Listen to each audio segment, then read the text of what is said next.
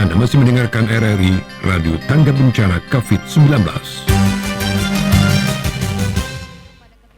Selamat malam dan terima kasih untuk Anda yang masih tetap setia bersama kami pendengar dari Jalan Soekarno-Hatta, Ohijang, Kabupaten Maluku Tenggara. Saatnya Anda ikuti dialog interaktif langsung dari ruang dialog Pro 1 RRI Tual bersama Jun Hekaya. Selamat malam dan selamat mengikuti. Baik, terima kasih rekan Ellen di Studio Pro 1 dan selamat malam pendengar dimanapun berada. Assalamualaikum warahmatullahi wabarakatuh. Salam sejahtera untuk kita semua, shalom. Selamat menikmati suasana istirahat bersama keluarga dan orang-orang tercinta. Kami berharap semoga keluarga dan saudara yang tetap mendengarkan siaran RRI Tual, Anda dalam kondisi sehat walafiat, tidak kurang suatu apapun, dan yang paling penting tetap jaga kesehatan, apalagi di masa pandemi COVID-19 seperti saat ini. Baik pendengar, tapi bukan COVID yang kita mau bicarakan malam hari ini. Kita bersama lagi tim dialog interaktif Apa Kabar Kei. Kita bersama di malam hari ini, hari Jumat tanggal 6 Agustus 2021. Dan malam hari ini agak spesial karena yang hadir juga di studio dialog RPP RRI Tual juga narasumber-narasumber yang spesial. Kita akan membahas topik kita malam hari ini adalah modernisasi pengelolaan keuangan negara. Sekali lagi saya sampaikan topiknya, modernisasi pengelolaan keuangan negara. Wah, kalau bicara tentang keuangan ini pasti semua orang ingin dengar. Mudah-mudahan Anda juga mendengarkan siaran kami malam hari ini karena kita akan membahas seputar topik ini dan tentu saja para narasumber akan menyampaikannya secara detail untuk Anda. Dan yang paling penting pendengar, kami juga akan mengundang Anda di sesi interaktif nanti, tapi bukan sekarang, nanti di menit ke-30 kami akan buka line interaktif untuk Anda yang ingin bergabung. Saya sampaikan nomor interaktif yang bisa Anda hubungi yaitu di 0916 22118. Sekali lagi nomornya 0916 22118 untuk Anda yang ingin bergabung dan langsung menyampaikan pertanyaan atau hal-hal yang ingin Anda sampaikan terkait topik kita malam ini langsung dari nomor tersebut dan kepada narasumber kami di malam hari ini. Dan langsung saja saya ingin memperkenalkan narasumber yang hadir untuk berbicara dalam kesempatan di acara dialog interaktif Apa Kabar Kei malam hari ini, yaitu yang pertama saya perkenalkan, beliau ini adalah Kepala KPPN Tual, biasa disapa Pak Royikan. Selamat malam, Assalamualaikum Pak Royikan. Waalaikumsalam, selamat malam semuanya. Sehat Pak? Alhamdulillah. Puji Tuhan. Puji Tuhan sehat. Iya, terima kasih sudah datang bersama kami ya di malam hari ini. Dan narasumber yang kedua yaitu beliau ini kesehariannya bertugas sebagai Kasih Bank KPPN Tual, Bapak Antoni Lena. Selamat malam Bapak. Selamat malam Bu, selamat malam pemirsa. Kabar baik ya Pak? Baik Bu. Salam sehat, salam tangguh buat kita semua malam ini. Dan narasumber yang ketiga ada Kepala KP2KP Langgur, Bapak Luhur Ura Kusuma Dinata. Selamat malam, Assalamualaikum Bapak. Waalaikumsalam Bu, warahmatullahi wabarakatuh. Sehat ya Pak? Alhamdulillah. Alhamdulillah sehat ya. Pendengar, itu narasumber yang kami undang untuk membahas terkait topik kita malam hari ini. Sekali lagi topiknya modernisasi pengelolaan keuangan negara. Ya pendengar, kalau kita bicara tentang masalah modernisasi keuangan, berarti pemikiran kita tentang keuangan, tetapi hal-hal yang tentu saja sudah dimodifikasi. Ada sesuatu inovasi di situ. Ada sesuatu yang membuat kita beranjak dari hal-hal yang tadinya mungkin manual kepada modernisasi. Kalau modernisasi tentu saja terkait dengan IT, teknologi dan sebagainya. Dan malam hari ini saya akan pertama sekali ini apa sih sebenarnya kalau dibilang JPay ini, masyarakat pasti bertanya-tanya ini sebenarnya istilah apakah ini? Apakah ini semacam aplikasi atau apakah ini kue ataukah ini apa sebenarnya? Nah, ini Pak Royikan di sini akan menjelaskan secara detail sebenarnya DJP ini apa yang dimaksud dengan DJP ini. Silakan Bapak. Ya, terima kasih Mbak siapa lupa Mbak saya. Jun. Mbak Jun. Para pendengar di KIPE itu sebenarnya kepanjangannya adalah digital payment. Apa itu digital payment? Ini bagian dari marketplace versi pemerintah begitu. Jadi landasan atau latar belakang kenapa Kementerian Keuangan menjalankan modernisasi pengelolaan keuangan negara, salah satu yang ditempuh adalah menggunakan DKP, di mana DKP ini adalah marketplace versi pemerintah ya. Kalau di swasta banyak sekali ya, mulai ada Tokopedia, ada Shopee, ada Bukalapak, sengaja saya sebut biar mudah untuk membandingkannya. Nah, kalau di versi pemerintah itu ada yang namanya DKP. DKP ada tiga klasternya, yaitu DKP 002, DKP 008 dan DKP 009. Apa itu DKP 002? Pada dasarnya sama, cuma dalam hal ini ditekankan kerjasamanya. Jadi kalau DKP 002, pemerintah Kementerian Keuangan dalam hal ini menunjuk Bank BRI itu sebagai pelaksana DKP 002, sedangkan DKP 008 Bank Mandiri, DKP 009 adalah BNI, sedangkan untuk Bank BTN tidak tergabung. Filosofi dasar kenapa kok pemerintah melonsing DKP ini, kemudian juga kenapa kok cuma bank-bank tersebut yang dipilih, mohon izin akan saya sedikit jelaskan. Yang pertama, para pendengar, untuk DKP itu beda sekali dengan yang dikelola oleh swasta. Apa itu? Yang pertama, ini yang paling sulit dilaksanakan oleh swasta, yaitu sesuai dengan ketentuan peraturan perundang-undangan. Undang-Undang Nomor 1 Tahun 2003, yaitu tentang perbendaharaan negara, di mana seluruh transaksi pemerintah itu boleh dibayar kalau sudah barang diterima. Nah, ini yang paling mendasar yang membedakan dengan marketplace versi swasta. Jadi ketentuan utama, barang dulu harus diterima baru dibayar. Nah, kalau di swasta tidak akan seperti terbalik. Kalau di swasta adalah bayar dulu baru barangnya ada. Bayar dulu baru dikirim. Nah, yang kedua, Mbak Jun, para pendengar, bahwa mekanisme pengadaan barang dan jasa pemerintah itu harus mengedepankan keseimbangan dalam pembagian wewenang penugasannya. Jadi siapa yang memesan, siapa yang menegosiasi, siapa yang memilih barangnya, menyetujuinya, kemudian membayarnya, menerima dulu baru membayar. Nah, itu semuanya harus dipegang oleh para pemegang pejabat yang berbeda, sehingga terjadi yang namanya check and balance atau pembagian wewenang yang seimbang. Jadi memang mekanisme pengadaan negara seperti itu. Tidak boleh dong satu orang dia yang memesan, dia memilih, dia yang negosiasi, dia yang menerima barang, dia yang membayar. Nah, itu semuanya dipegang oleh masing-masing user di satuan kerja, kementerian atau lembaga. Itu yang kedua. Yang ketiga apa? Yang ketiga adalah kewajiban perpajakannya 100% harus terdokumentasikan atau terbayarkan secara utuh. Nah, kalau di swasta kita tahu, ya saya sebut tadi yang marketplace tadi, sebagian besar memang tidak memperhitungkan harga yang ditampilkan di sana, tidak memperhitungkan pajak. Tidak bisa dipungkiri memang seperti itu. Makanya pemerintah ini menerobos itu semuanya, menciptakan sebuah pasar pemerintah tersendiri yang harus didukung oleh teman-teman di satuan kerja untuk masuk ke dalam marketplace atau DKP pemerintah ini. Kenapa kok hanya bank pemerintah yang ditunjuk? Mohon maaf, karenalah bank 3 ini yang menyanggupi atas 3 kriteria dasar tadi yang bisa dipenuhi. Kalau swasta juga sudah kami ajak untuk bergabung, ternyata semuanya tidak ada yang menyanggupi hal tersebut. Demikian Mbak Jun. Iya, tadi bicara tentang marketplace ya. Ini pasti ada sasarannya ini. Sasarannya apa sih sasarannya? Maksudnya sasaran pasarnya kemana nih? Menyasar kemana nih, Pak? Betul.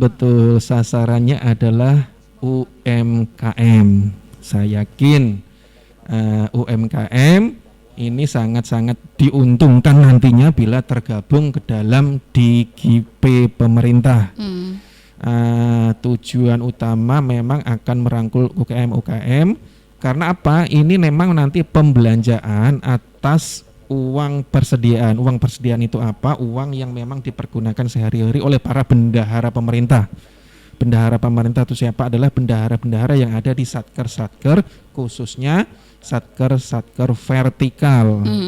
Tentunya mohon maaf tidak termasuk dinas-dinas. Memang ini spesifik untuk satker-satker. Nah, maka dari itu tugasnya satker-satker ini kami minta untuk merekrut atau mengajak atau bergabung ke dalam marketplace pemerintah.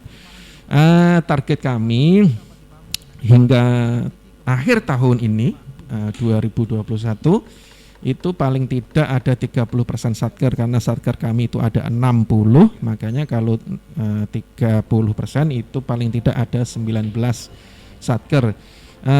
Yang kami utamakan lagi adalah teman-teman satker yang lingkup Kementerian Keuangan seperti Bea Cukai, seperti pajak, seperti kantor lelang itu mohon bisa bergabung segera.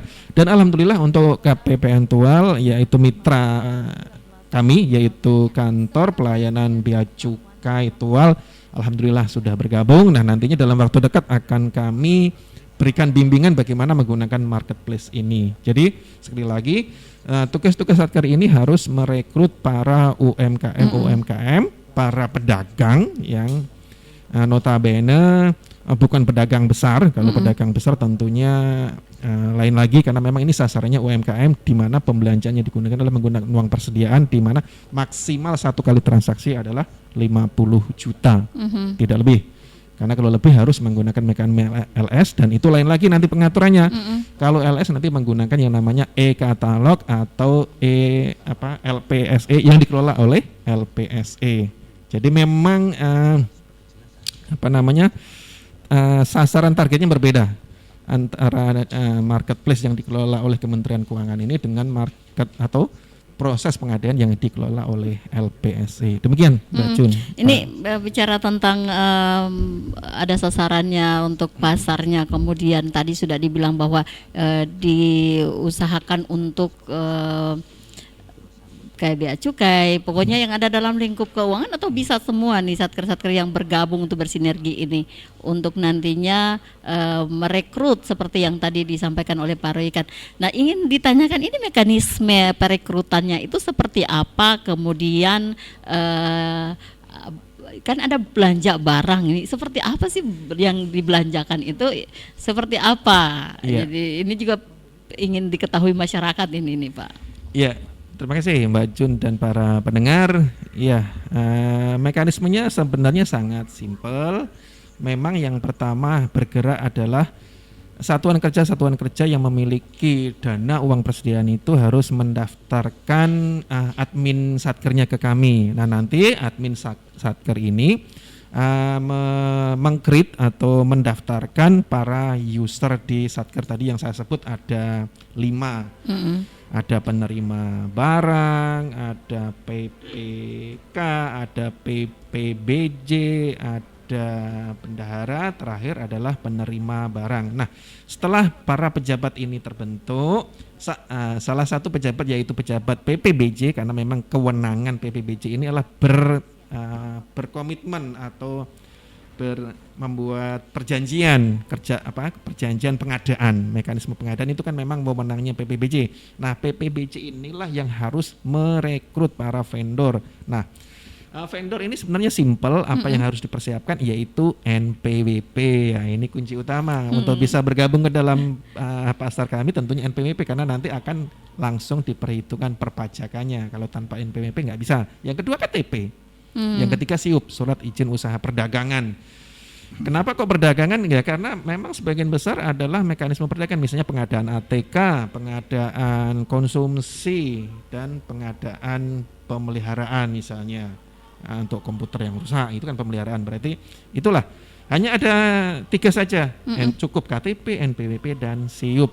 Sedangkan untuk satkernya tadi harus ada SK untuk menetapkan 5 pejabat yang masuk ke dalam DKP. Jadi so simple. Nah, yang lebih penting lagi, para vendor-vendor ini harus siap memasukkan barang-barang dagangannya, mulai difoto itu kan. cekrek, silahkan masukkan ke dalam pasar DKP yang kami buat. Seperti itu Mbak Jun. Sesimpel itu ya. Sangat simpel.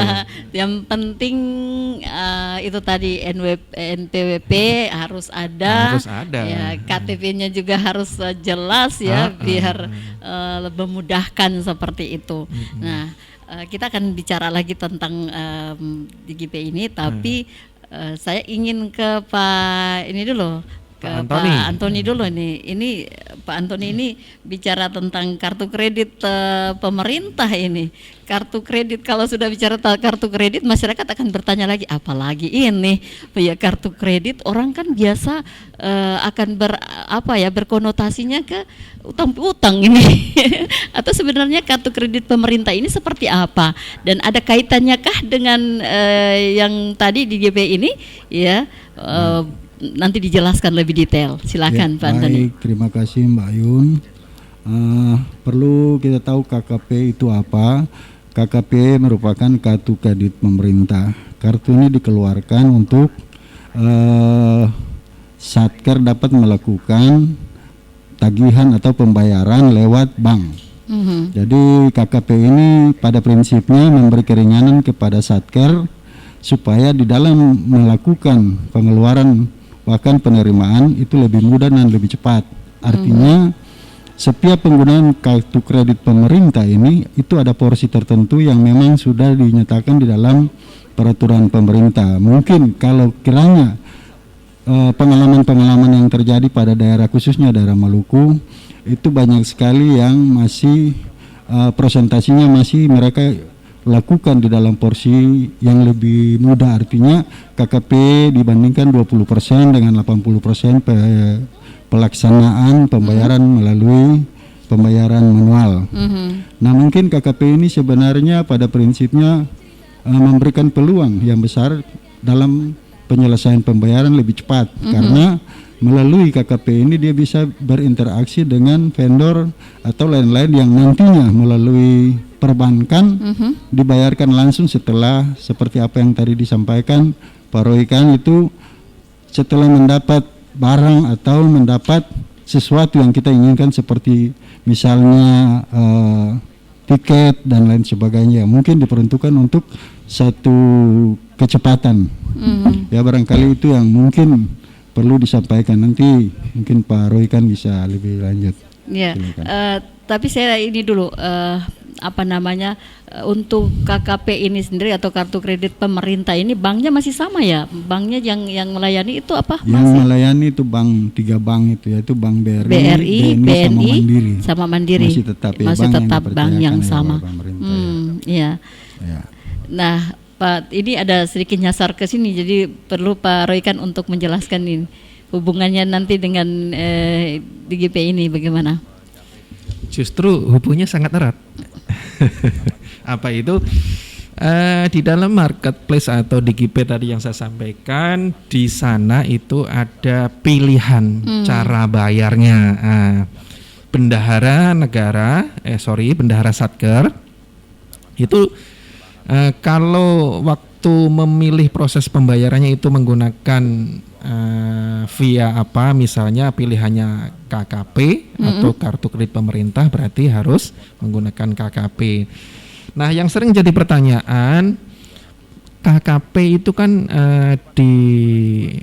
digesek dulu kan, artinya tidak seperti itu. Jadi mekanisme real pengadaannya tetap tidak berubah, bahwa barangnya harus diterima dulu. Nah, kartu kreditnya tadi ceritanya harus di hold dulu, ditahan dulu oleh sistem, sehingga kalau sudah dinyatakan barangnya diterima, baru uang dari KKP pindah ke penjual. Itu mekanisme pilihan pertama adalah KKP. Yang kedua, tetap ada pilihan menggunakan cash atau tunai.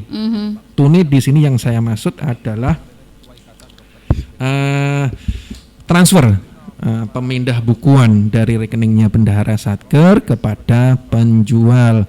Nah, sekarang ini bendahara-bendahara pemerintah juga sudah lebih modern lagi.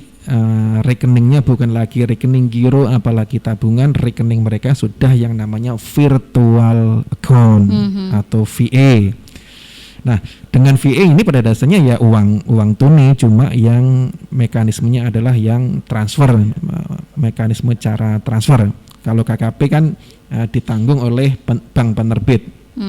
Nah, yang perlu saya sampaikan di sini kembali kepada satker, bendahara-bendahara satker, termasuk para pejabatnya yaitu PPK, PPSPM. Ayo digunakan kartu kreditnya, karena kartu kredit di samping bisa digunakan di DKP juga digunakan di proses pengadaan yang lain. Tadi disebut Pak Antoni ya, saya juga sempat lupa itu. Jadi para pejabat yang ingin jalan ke luar kota dalam rangka dinas tentunya silahkan gunakan KKP masing-masing, tinggal digesek saja.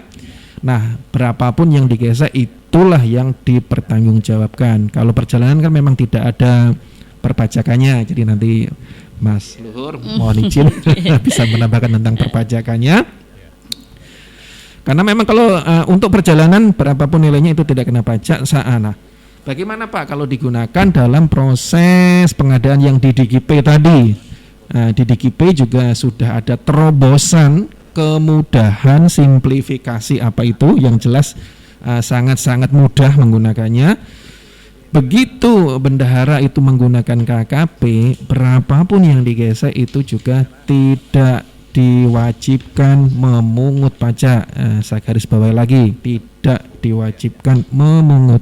Apakah barang tersebut kena pajak? Tentunya kena, sepanjang memang kena. Tetapi bendahara pemerintah dalam hal ini pada saat penggunaan KKP tidak lagi direpotkan untuk pertanggungjawaban atau pelaporan perpajakannya. Tentunya ada kecuali. Kecuali itu apa? Kecuali untuk yang PPh pasal 23 terkait dengan jasa pemeliharaan. Jadi kalau bendahara mengundang vendor untuk memperbaiki AC, memperbaiki komputer, itu tetap kena pajak. Jadi di luar itu misalnya PPN, PPh pasal 22 atau mungkin PPNBN itu semuanya tidak diwajibkan dipungut. Jadi sangat-sangat praktis. Ayo kepada para bendahara satker, gunakanlah KKP.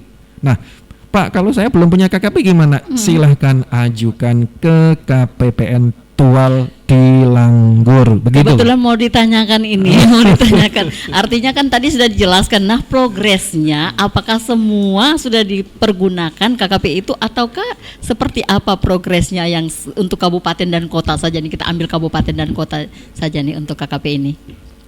Boleh dijelaskan Pak Roy kan atau Pak Antoni, silakan. Progresnya Pak Antoni. Kalau pengamatan kami progres yang terkait dengan KKP untuk satker-satker di bawah KPPN Tual di Langgur, pada dasarnya semua satker sudah melakukan itu. Sudah punya, ya, karena ini juga memudahkan seperti itu ya. Iya deh, kalau kita sudah bicara tentang bagaimana penggunaannya, ada sinkronisasi dengan DGP sendiri. Nah, kita belum bicara pajak ini. Kita kembali. Nah, yang namanya warga negara yang baik, yang namanya transaksi keuangan yang bersih dan clean, pasti harus ada pajaknya. Nah, untuk sistem perpajakan sendiri dari platform yang digunakan, baik untuk DP sendiri, untuk KKP yang digunakan untuk memudahkan, untuk sistem perpajakannya seperti apa nih Pak Luhur? Iya, baik Bu, terima kasih. Jadi kalau dari kami kan mengenai aspek perpajakannya ya, sedangkan yang disampaikan oleh Pak Roy dan Pak Antoni tadi kan ini adalah untuk menyasarnya kan kepada bendahara satuan kerja. Jadi mereka satuan kerja itu adalah mereka yang mendapatkan dana dari APBN terutama karena kan instansi vertikal pemerintah pusat. Nah, setiap instansi yang sumber pendapatannya mendapatkan dana dari APBN atau APBD, dalam setiap pengeluaran mereka, belanjanya atau transaksinya itu kan tidak bisa lepas dari komponen pajak di situ. Jadi dia beli apa, beli ini kan itu pasti ada komponen pajak yang terutang di situ.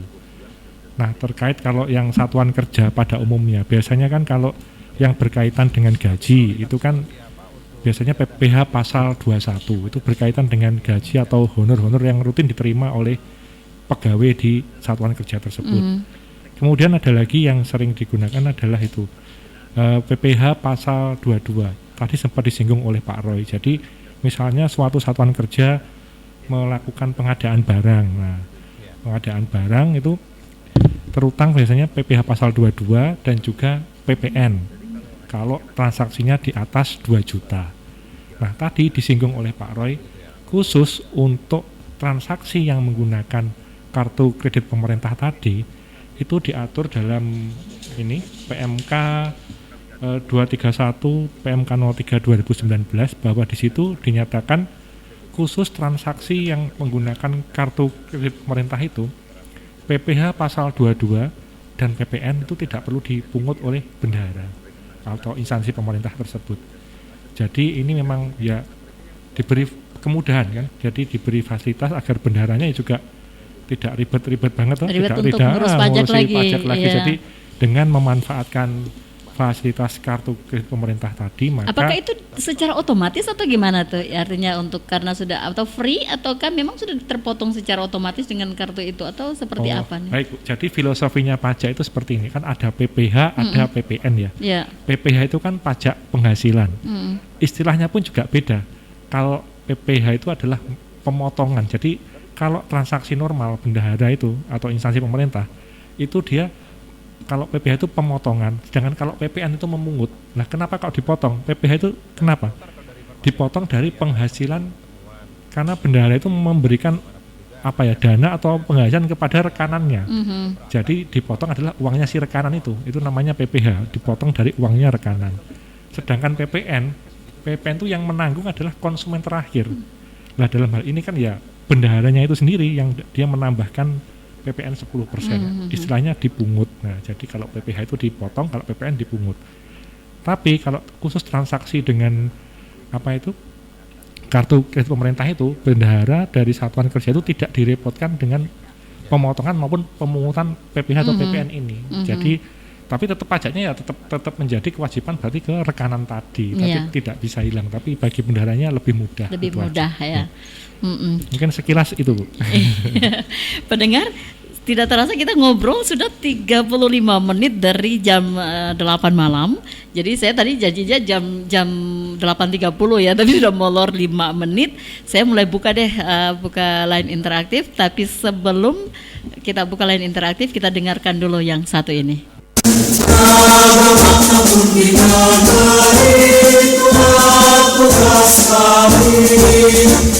Sia berseluruh warna seruan karuna gagah, berbagai kisah sejarah bangsa dan wayang megah, tetap melekat bergerak sungguh, sing-singkan badan baju, bersatu padu walau berteluh, melayani tiada berteluh, berkarya pernah dalam bekerja, berkarya sungguh nyata, terbaik dalam kancah dunia, Dirjen Perbendaharaan Jaya.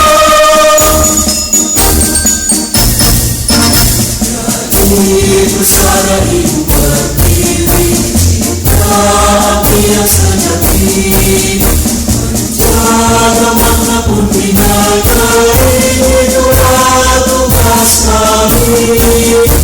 Bersiar di seluruh warna seruan karuna gagah, berbagai kisah sejarah bangsa dan wayang megah, tetap melekat bekerja sungguh, sing-singkan badan baju, bersatu padu walau berteluh, melayani tiada berteluh, berkarya pernah dalam bekerja, berkarya sungguh nyata, terbaik dalam kancah dunia,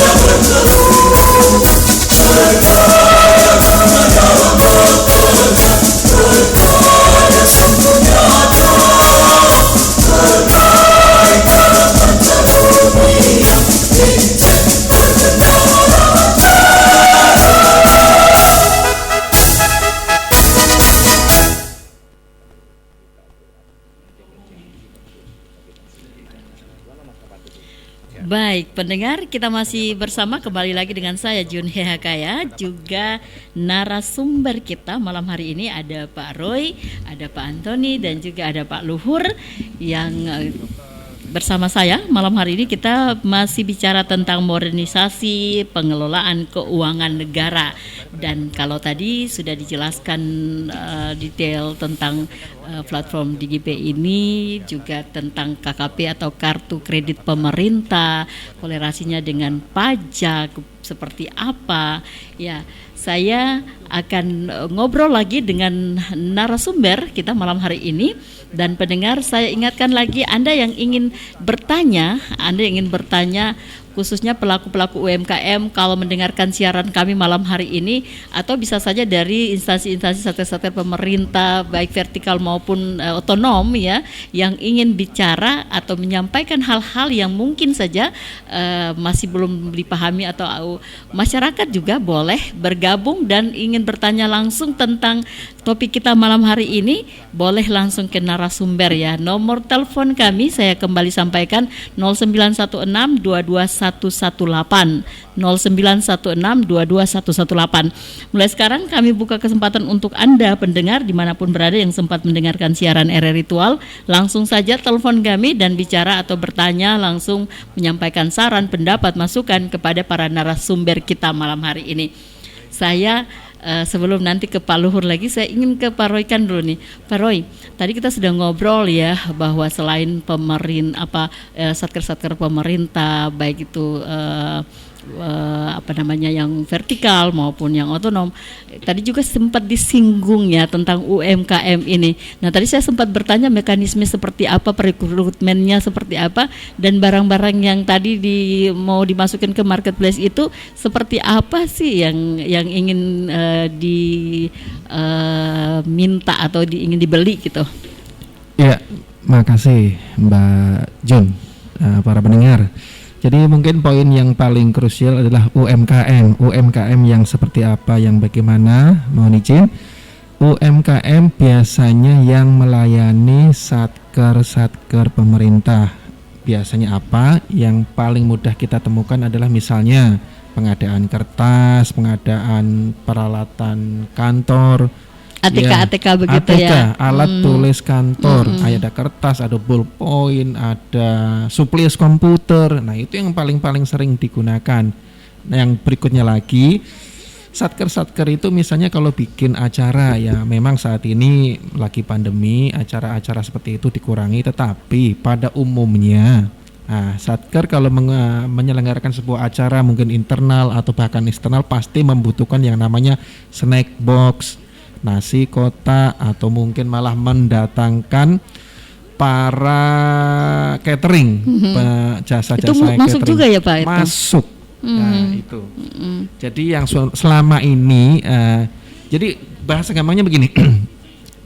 Satker yang selama ini membeli barangnya itu kan di toko-toko kan, misalnya toko A jualan ATK, toko B jualan nasi kotak, toko C melayani supplies komputer, perbaikan komputer. Nah, toko-toko tadi, UMKM tadi, itulah yang harus direkrut oleh para satker untuk masuk ke dalam DigiPay seperti itu. Nah, tadi saya sampaikan persyaratannya jangan lupa NPWP, KTP, dan SIUP. 3 itu aja, sama persiapkan untuk UMKM-nya itu. Iya, untuk UMKM-nya. Iya, Pasti punya dong UMKM yang namanya NPWP, KTP sama SIUP, karena memang itu yang paling mendasar. Begitu Mbak Jun. Ya, mungkin dari apa yang disampaikan Pak Roy kan, ya selama ini barangkali saja ada satker-satker yang selama ini mereka acak saja tuh ya, artinya belum direkrut, jadi akhirnya mereka tidak punya UMKM yang masuk dalam list mereka ya. Jadi mudah-mudahan dengan adanya informasi malam hari ini, ya satker-satker sudah punya ini UMK ini masuk sini nih, masuk di sini, yang ini masuk sini, jadi sesuai dengan apa yang mereka inginkan, seperti itu. Ya, ada telepon masuk. Ya, ternyata ada penelpon. Bung Bravo di Rerean. Waduh, orang Rerean masuk malam ini. Selamat malam Bung Bravo. Iya, halo, selamat malam. Ya, Bung Bravo ingin bertanya, silahkan langsung ke Pak Roykan, Pak Luhur, atau ke Pak Antoni, silahkan langsung. Saya mendengar ada beberapa contoh terkait dengan pengadaan atribut seperti yang disampaikan oleh para ketiga bapak tadi. Ini saya mau bertanya, seperti Danau Hui itu biasanya ada pengadaan atribut atau alat milik Hui maupun perkantoran. Apakah itu termasuk apa? Oke, terima kasih, selamat malam. Pak Bung Bravo di Rerian, beliau bertanya ini tentang mungkin ATK di Ohoi, di pemerintah Ohoi, seperti itu. Ya, terima kasih Bung Bravo. Pertanyaannya langsung to the point, kelihatannya penasaran bagaimana dengan Ohoi ya pengadaan di desa. Begini, masuknya tentunya yang bisa merekrut UMKM-nya kan penyedia atribut-atribut tadi kan pasti UMKM.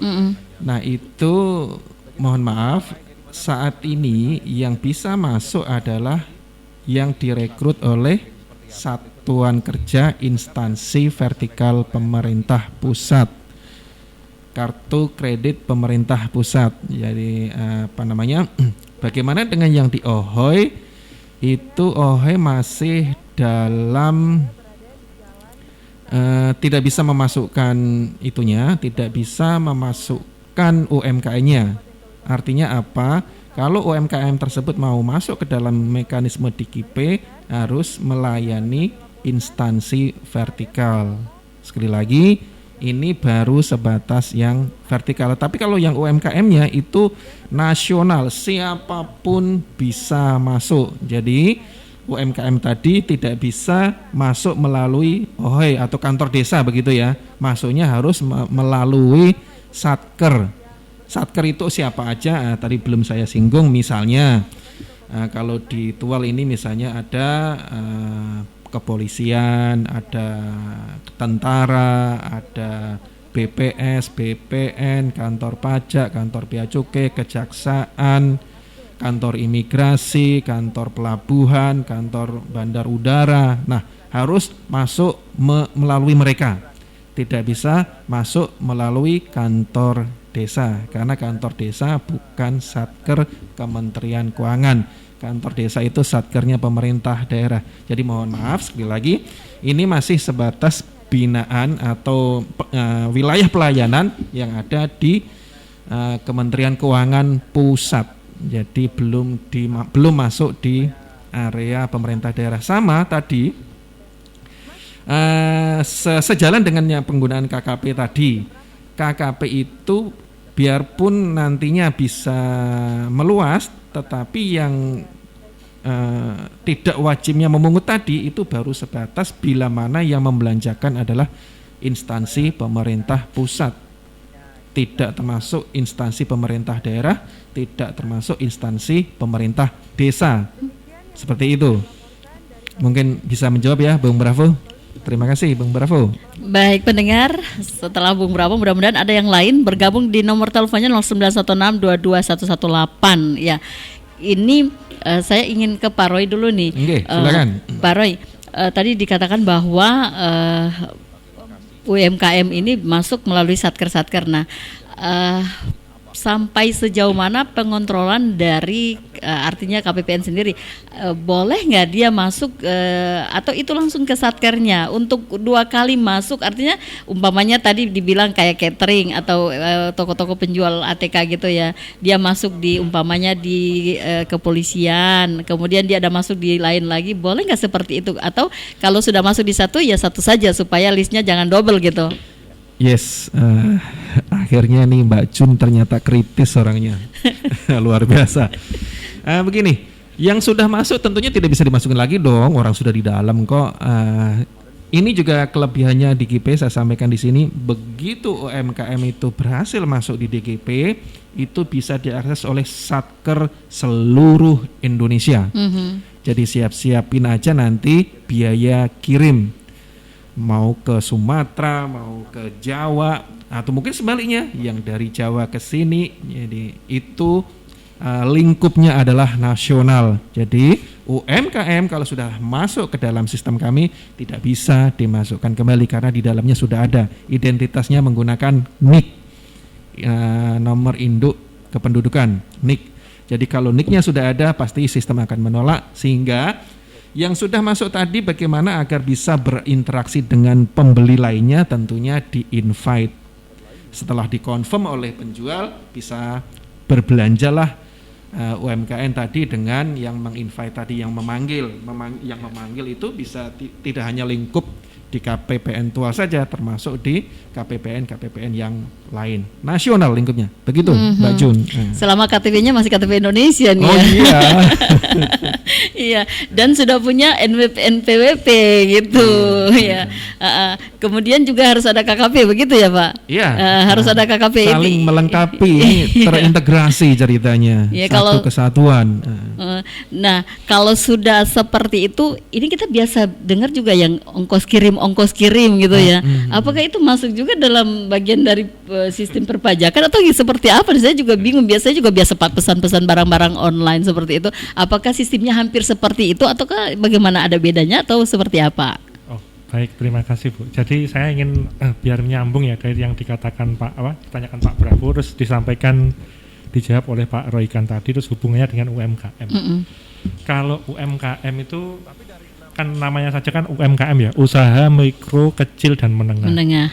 Kalau di pajak itu definisi UMKM adalah mereka yang omset usahanya dalam 1 tahun tidak melebih dari 4,8 miliar. Nah, tadi kalau ini masalah perpajakan ya itu malah bagus sekali. Para pelaku UMKM di Indonesia ini kan bisa memanfaatkan fasilitas insentif. Jadi dia sampai nanti bulan Desember kan tidak perlu membayar pajak. Jadi pajaknya ditanggung oleh pemerintah. Jadi para pelaku UMKM di Maluku Tenggara dan di Kota Tual, jangan ragu kalau memang Anda memang omsetnya memang di bawah 4,8 dan kategori UMKM, bisa kok memanfaatkan fasilitas itu, insentif PPh final yang ditanggung oleh pemerintah. Jadi silakan saja. Terus kemudian tadi hubungannya dengan kartu kredit pemerintah ya. Ya berarti kan ya sama saja kalau dia pelaku UMKM bisa masuk di DGP terus menjadi rekanan dari satuan kerja instansi vertikal, ya sudah dia tadi tidak dipotong pajak oleh satuan kerjanya, tidak dipungut PPN juga, ya dia lebih simple. Terus dia harusnya kan bayar sendiri. Kalau dia tidak dipotong, dia bayar sendiri. Dan dia tidak membayar sendiri karena dia memanfaatkan insentif. Jadi enak sekali ya, sudah nggak ada tanggungannya gitu loh. Jadi memang silahkan dimanfaatkan lah kemudahan dari pemerintah karena sehubungan dengan pandemi COVID-19 yang masih belum mereda ini. Ya itu dia, karena ini pastinya pemerintah mengeluarkan atau memberikan kemudahan-kemudahan seperti ini khususnya dari Kementerian Keuangan untuk membantu masyarakat juga ya yang dalam posisi pandemi COVID-19 ini. Ya, tapi Bu Jun, ada kabar baik kalau nggak salah. Kemarin kan BPS merilis data ya bahwa ternyata pertumbuhan ekonomi kita di kuartal kedua ini ternyata naik 7% dibandingkan periode yang sama tahun lalu. Ini kabar gembira sekali. Berarti pergerakan perekonomian lebih. Jadi ternyata ekonomi kita meskipun di masa pandemi ternyata bisa naik. Ya mudah-mudahan ini kenaikan pertumbuhan ekonomi ini nanti bisa seimbang ya. Jangan pas tumbuh ekonomi nanti kasus COVID-nya menaik lagi. Mudah-mudahan tidak seperti itu. Nah, COVID-nya semakin turun semakin hilang gitu aja. Ya itu harapan kita Harapan bersama kita ya bersama, Pak, biar betul. kita bisa melewati ini bersama-sama dan bisa berakhir lebih cepat seperti itu. Nah, kita bicara tentang bagaimana pesan ini sampai kepada masyarakat. Selain kita ada seperti malam ini juga perlu bersinergitas. Perlu sinergi, kemudian bagaimana sih selama ini sampai sejauh ini sinergitas yang terbangun untuk bisa mensosialisasikan program-program ini kepada masyarakat. Kalau para bendahara kan mungkin setiap sehari ya diundang gitu ya untuk bisa menyampaikan. Nah, khususnya kepada UMKM ini seperti apa selain secara ini ke ritual ini? Ya, Mbak Jun, terima kasih. Sebenarnya kami sangat pengen sekali mengundang para pelaku usaha itu, UMKM di Tual dan Maluku Tenggara, bahkan di Dobo, di Aru. Tetapi karena memang kondisi pandemi ini masih seperti ini, masih mengkhawatirkan, beberapa kali kami menggunakan sosialisasi menggunakan mekanisme Zoom, jadi secara online. Kalau dengan Satker tentunya kami sudah sangat-sangat intens, makanya ini memang pada dasarnya kami minta Satkernya yang lebih proaktif. Tetapi tidak perlu khawatir kalau memang nanti suasana pandemi ini sudah menurun. Saya juga pengen sekali mendengar langsung para pelaku-pelaku UMKM ini antusiasmenya seperti apa, dan kalau sudah masuk nanti keuntungannya apa, pasti mereka akan sangat-sangat tertarik. Tadi yang saya sampaikan sebelumnya, begitu UMKM itu masuk, dia pasarnya itu nasional, bukan hanya Maluku Tenggara atau Tual atau Aru, tetapi bisa ke level nasional. Nah, maka dari itu persaingan harga untuk para pelaku UMKM ini penting. Makanya dalam mencantumkan harga di DKP harus diperhatikan betul. Apalagi tadi yang namanya penggunaan KKP tadi tidak wajib pungut, makanya itu menjadi terobosan tersendiri dalam penentuan harga. Sehingga kalau harga bisa bersaing, tidak ada lagi celah untuk bisa belanja di versi swasta. Jadi lebih baik gunakan yang ada di DKP, utamakan produksi dalam negeri yang dihasilkan oleh para UMKM kita. Jadi tujuannya sangat-sangat keren, Mbak Jun, bagaimana agar UMKM kita ini tumbuh bahkan bisa menjadi perusahaan besar begitu. Ini kita bicara tapi tak terasa waktu tidak bisa diajak kompromi ini. Ya, jadi harus ada part 2, part 3 dan selanjutnya. Ya, mudah-mudahan kita bisa punya part-part selanjutnya untuk penjelasan terkait dengan hal-hal modernisasi pengelolaan keuangan negara ini ya Pak Roy, juga ya, Pak Luhur dan Pak Antoni. Ya, ini kita sudah punya sisa 3 menit ya. Ini 3 menit, 1 menit untuk closing statement ini. Saya mulai dengan Pak Antoni dulu.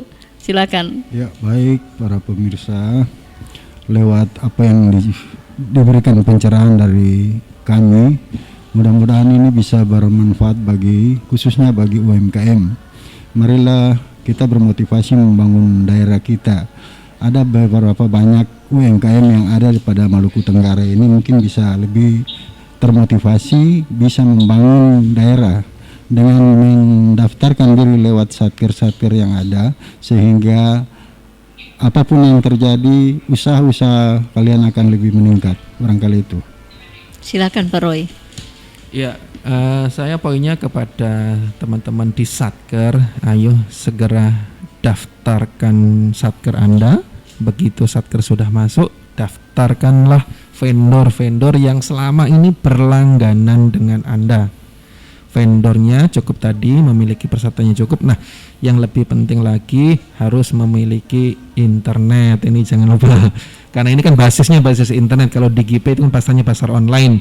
Jadi siapkan internet yang memadai sehingga nanti dalam pendaftarannya mudah untuk diupload dan diregistrasi. Begitu Mbak Jun, terima kasih.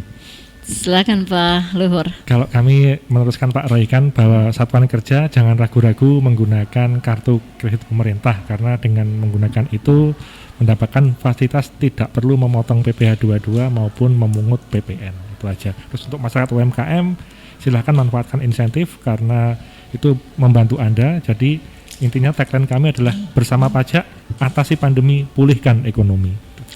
Baik, pendengar, kita sudah mendengarkan apa yang disampaikan oleh para narasumber terkait topik kita malam hari ini, modernisasi pengelolaan keuangan negara.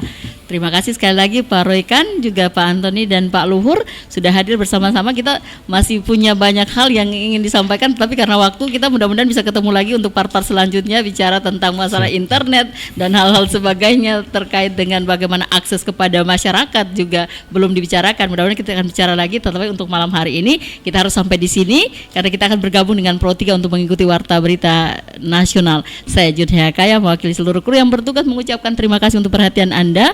Dan selamat malam, sampai jumpa lain kesempatan. Selamat malam. Selamat malam. Terima kasih. Kasih.